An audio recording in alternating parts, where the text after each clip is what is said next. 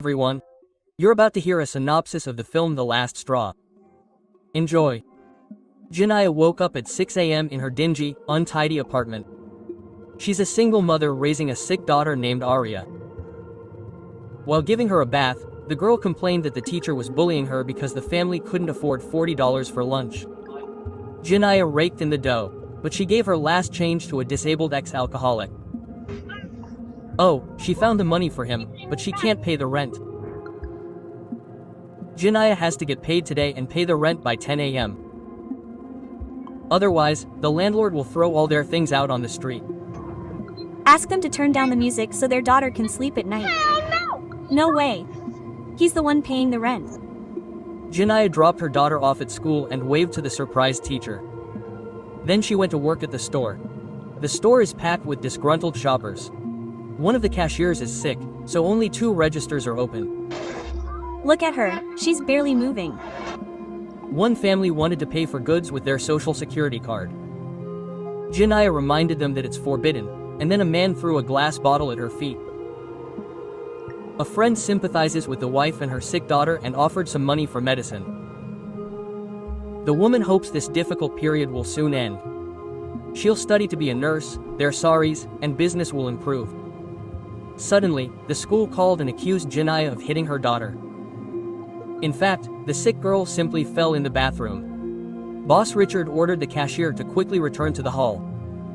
But Jenai needs to go to school urgently.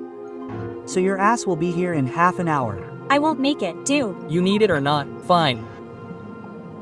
Jenai also asked for her paycheck right now, but Richard sent her away. A woman ran into the bank to withdraw the last $40 from her card, but the ATM refused to dispense cash. She had to wait in a long line. Social workers arrived at Jenai's school earlier. They were going to take the child away until they could conduct an investigation. The teacher said Arya was coming to school hungry and unkempt.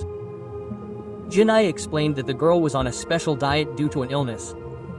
Although there was no hot water or gas at home, Jenai still bathed her. Regardless, the decision had already been made, and she wouldn't be seeing Arya anytime soon.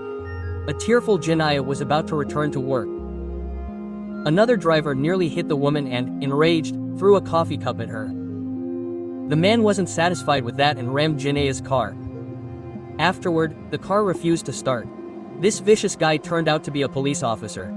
The cold-blooded white cop promised to smash her into the pavement next time. When his partner finally got rid of him, she learned that Jenai's license was expired. I'm writing a ticket and confiscating the car. No, please, I need the car. Quote. So the wife was left without a car and returned to the store completely shattered. She hadn't been at work for 2 whole hours. The boss was fed up with Jenai's excuse. He had fired the employee, who hadn't given birth yet, and at the same time refused to give her a check right away. According to the rules, he would send it later by mail. But Jenai needed the money today.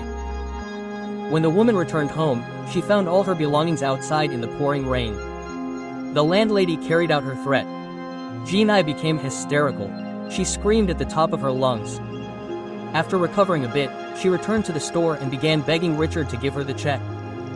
Suddenly, 2 robbers burst into the office and ordered Richard to hand over all the cash from the register. They were about to take Arya's backpack with her medications, but Jenai resisted. Eventually, she got the gun and shot the gunman. The second man fled. The boss began accusing the former employee of setting him up, claiming they were her accomplices. Richard called the cops and told them the employee had orchestrated the robbery. She knew him. Jenai, you knew him. Rot behind bars. A few more words, and Richard fell dead to the floor. Jenai shot the boss. She didn't touch the money, only took her check to cash at the bank. The branch was already closed, but manager Nicole took pity on the woman and ordered the security guard to let her in. By that time, the police had arrived at the crime scene. Detectives reviewed the surveillance footage. The killer was immediately clear. The only question left was whether the woman really participated in the robbery. Her friend denies her guilt. They said Jenai was a good person, she was just going through some hard times. They couldn't cash the check because Jenai didn't have any identification. Then the woman placed a gun on the table. Cassiertes discreetly pressed the alarm. The manager confirmed to the police that they were being robbed and described the perpetrator. Then Nicole noticed that Jenai had brought a bomb with her, although it was actually her daughter's school project. The detectives were going to inspect the killer's home. When they received a tip that their suspect was robbing the bank, the tellers pulled out all the cash, even though the woman had simply asked them to cash her check. She only needed her $500. Meanwhile, Nicole was trying to get the client to the publication. Quote, Excuse me, yes, I don't know what's wrong with her. Could you please? Quote. While Jenai was trying to figure out why the teller was crying, the bank was surrounded by police cars. One of the customers tried to grab the gun, and when that failed, he ran out into the street with a security guard. Jenai is waving the gun, yelling, and can't understand why everyone is acting so weird. There's a bank robbery on TV. A dangerous criminal killed 2 people before it. Detective Raymond volunteered to be the negotiator because she's a woman. And what makes you think that'll work? She was robbed by a man. She was framed by a man. She killed a man. Jenai is surprised why there are so many police around. After all, she just came to cash her check. Meanwhile, the woman continues to hold the bank employees at gunpoint and yell at them. No one ever helps me. I do everything myself. Every day, I do everything myself. Raymond asked to at least release the hostages, but Jenai had just hung up on her. She got her $500 and asked for $40 of it to be given to her daughter for lunch because she doesn't think she'll leave here alive. That aggressive cop would definitely shoot her. He promised her so. Jenai ordered the blinds closed and began to consider what to do next. The old men were furious with the robber. They would do anything to avoid working.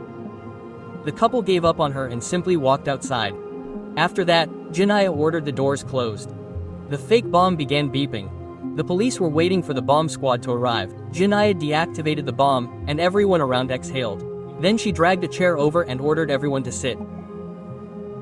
Jenai told Raymond about her hard life, how she lost her job and home.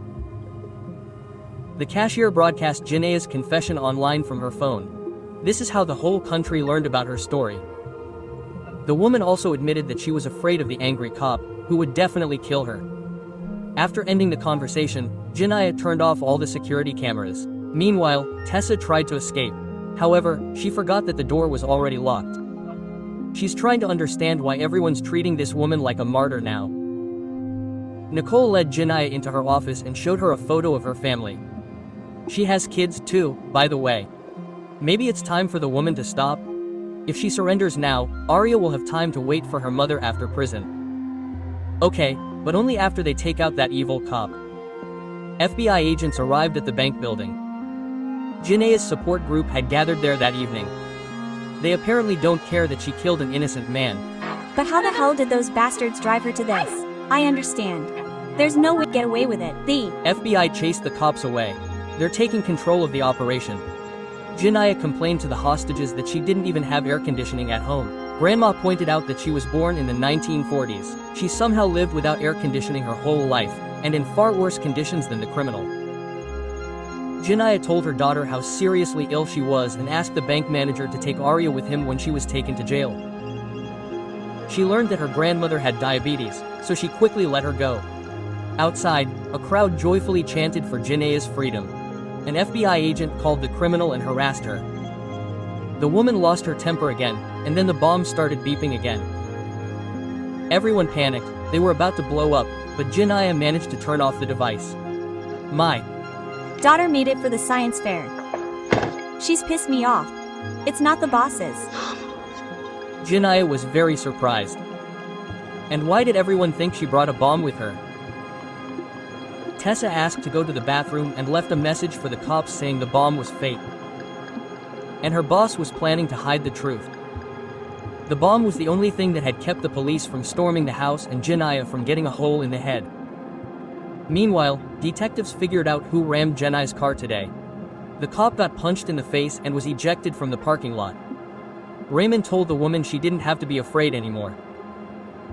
But Jenai demanded that they send her a photo of the cop and tell the whole world what a jerk he was. Even though Jenai had already agreed to surrender, the FBI decided it was time to storm the bank. Raymond disobeyed and ran to the bank. She handed Jenai the phone so she could look at the cop's photo. They hadn't lied to her. The woman immediately allowed all the hostages to leave the bank. Only Nicole was left to walk out with Jenai. Will you visit me in prison? Yes. I promise. Don't forget to give my baby $40 for lunch. Of course.